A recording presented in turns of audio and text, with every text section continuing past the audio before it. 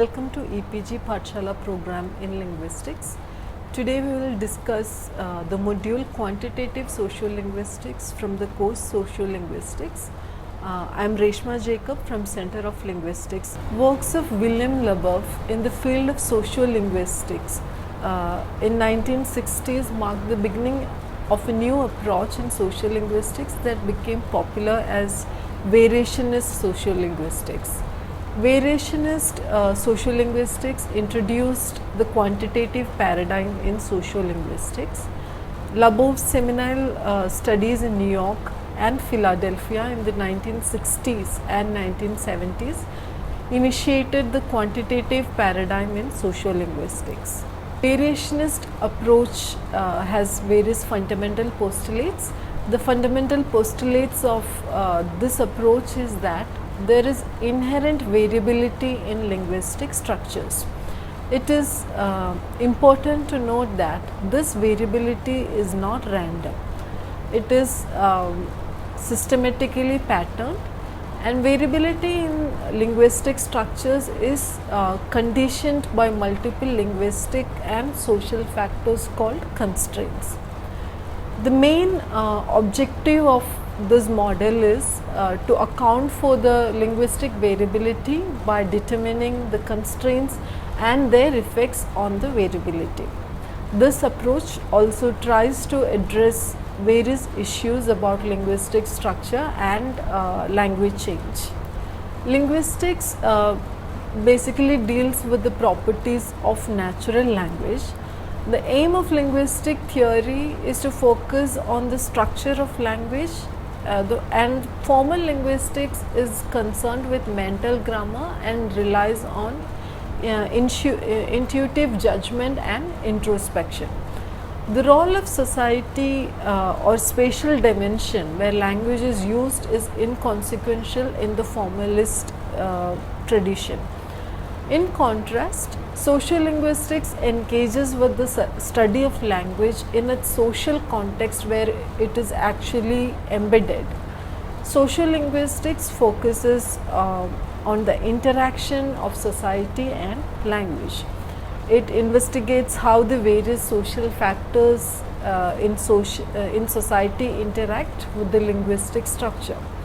How various factors like age, gender, social class, ethnicity, education, etc. affect language structure. Sociolinguists view language as a social phenomenon, as we understood from the introduction. Now, sociolinguistics has various approaches.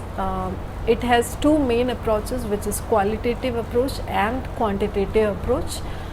Quantitative approach is all about language variation and change, whereas qualitative approach is about the ethnography of communication or discourse analysis. In this module, we will focus only on the quantitative approach of sociolinguistics, which definitely focuses on language variation and change. Earliest quantitative studies in sociolinguistics was done by William Labov, as we already mentioned. And his famous studies are the study of Martha's Vineyard in 1963, the New York Departmental Store study in 1966, and in 1969 he conducted a study on Black English vernacular. So here the in Martha's Vineyard study, which happened in 1963, Labov studied the centralization of vowels, and he figured out that centralization of vowels is a characteristic of the vineyarders who are oriented towards the island. And the 1966 New York Departmental Store study looked at the presence or absence of the variable R in the New York City speech. So in this study, the frequency of R varied with social class and formality of speech. And this study gave evidence for social stratification of speech, which we will discuss later in this module. And his third study on Black English vernacular studied the copular deletion in Black English vernacular. And this introduced to the notion of variable rules in grammar. These studies made some striking revelations about linguistic structure and linguistic change.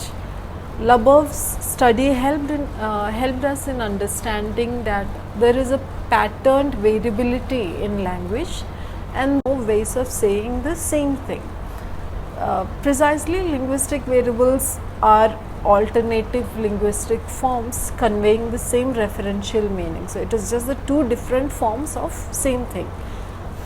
Variability exists in all levels, that is, we can find variability in phonology, morphology, and even in syntax.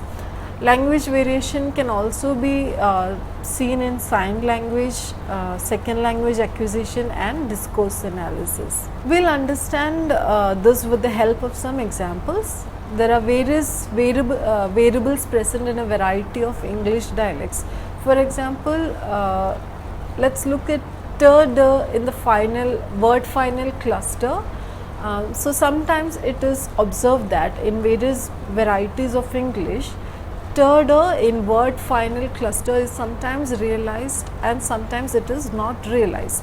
For example, let us say I did a college course when I left school actually, but I left it because it was business studies. So, here in the first sentence, I did a college course when I left school actually. So, here the left, the word in the word left, the sound t is not realized. The sentence goes like this: I did a college course when I left school actually. Now, in the second sentence, but I left it because it was business studies. In the word left, the sound t is realized. Here t is not realized in the first usage of left and it is realized in the second usage. Similarly, let us look at another example. I missed the bus yesterday. I missed the bus. So, we have two sentences here. I missed the bus yesterday and I missed the bus yesterday. So, in the first sentence, I missed the bus, the sound t is realized, whereas in the second sentence, I missed the bus yesterday, the sound t is not realized. Now, let us look at another example, which is ing, in the realization of ing form in the final position. So, similar to what happened in t and d, in in the final position, sometimes the ing, which sounds as ng, is sometimes realized as ng, or in some certain other cases it is realized as n. So, we can understand this with the help of some examples. So, we often hear words like nothing, where ing is realized as ng and then there is nothing. So, here in the second form, ing is realized as n. We have more examples of ng realization, such as raining, doing, sinking, etc., where the same words can also have the n realization in the word final position, as in raining, doing, sinking, etc. Such variations may not necessarily make a change in the meaning of the words. So, what happens is we have two different realization of the same sound.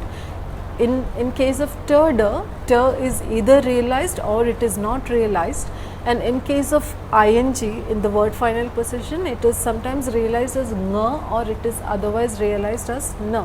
So, in both the cases, the meaning of the word does not change, but the variable, there is a obvious variation that takes place, but the meaning of the word remains the same.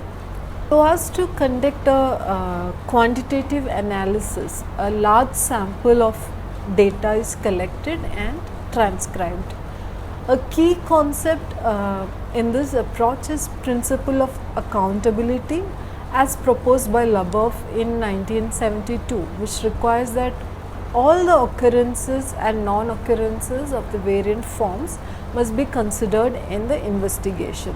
So, for quantitative analysis, concept is that the principle of accountability, which states that while checking, while doing the quantitative analysis, we should check both the all occurrences and non-occurrences of the variant forms.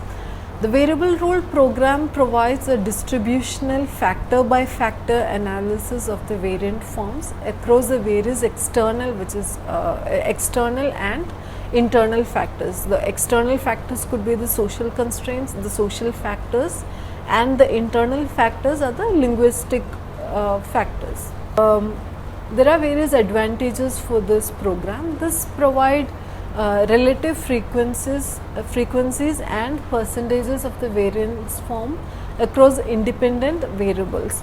Now it also shows independent variables that favor or disfavor the variant forms.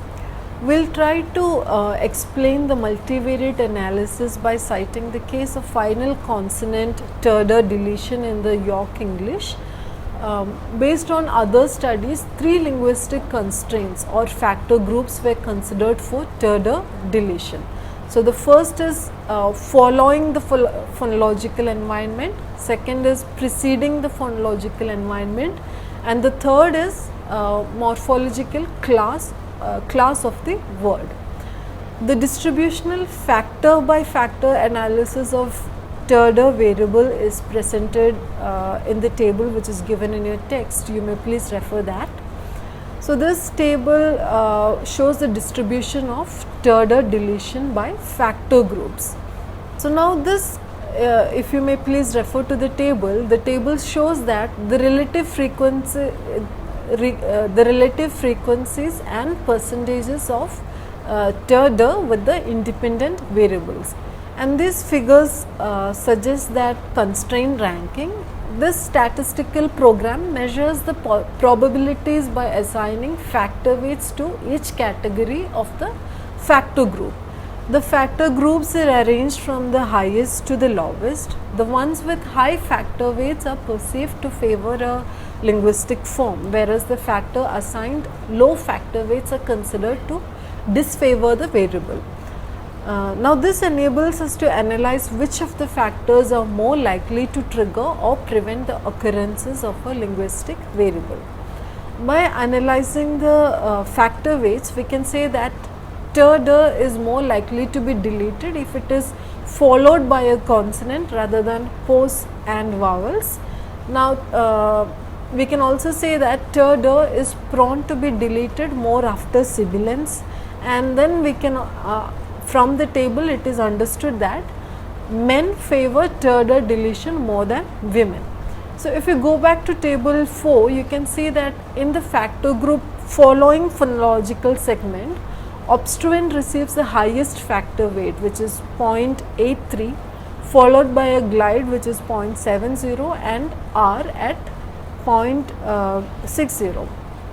In contrast, pause and vowel are assigned very low factor weights, which is 0.20 and 0.30 respectively. Relative strength can be assessed by taking the range in each factor group and the order of selection of factors in the multivariate analysis.